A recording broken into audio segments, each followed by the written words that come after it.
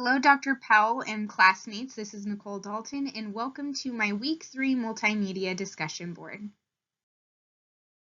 In this week's presentation, I'm going to go over two different themes, the first being management and the second is decision making. The first theorist that I'm going to be covering is Mary Parker Follett, and she really led the way to a humanistic approach of managing. And the most important thing to people is feeling like their opinion is heard. And in our task force, there's going to be a lot of different people from different organizations at the table. And if they're a part of this decision-making process, they want to feel like their voices are heard. So the city of Rancho Cucamonga, being the lead authority for this task force, is going to have to make sure they get to know people on a personal level and to ensure that everybody's opinion is being heard and they're a part of the conversation. When people are a part of the conversation, they're going to feel more inclined to give their best to the organization or the task force as a whole. So bringing the Mary Parker Follett's ideas into this task force is going to be very beneficial in the end. So the next theorist that falls under the management theme is Douglas McGregor, and McGregor came up with the management concept of Theory X and Theory Y. Theory X is more of that autocratic leader who is constantly checking in on their employees and is very rigid and stern, doesn't really believe that employees are going to get their job done without being supervised constantly.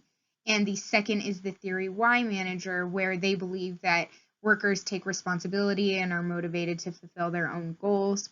So how I see this fitting under the task force is that the lead authority is the city of Rancho Cucamonga, but there's lots of other agencies that are involved in this task force, and they have their own agencies, and they're the subject matter experts on those things. So although the city of Rancho Cucamonga is in charge of the whole project, they're not going to be the ones to hover over those different agencies or try to tell them how to do their job. We expect everybody to want to fulfill their own needs and bring their best foot forward to the table. And Douglas McGregor is another person who really does bring that humanistic side to managing and to business in public administration. And I foresee that happening within my task force for the Etiwanda grade separation. Now this brings us to the second theme, which is decision making. And the first theorist that I've identified for this theme is Charles Lindblom, and he came up with the branch and the root method to decision making. So the branch method is when you do small incremental changes to something like a policy as the environment changes over time. And the root method is something where you start fresh each time. You start from the ground up and don't really use the same things that were used in the past. And they're both good concepts to use, but generally the branch method is more successful because you're making small changes at a time and working with your environment around you.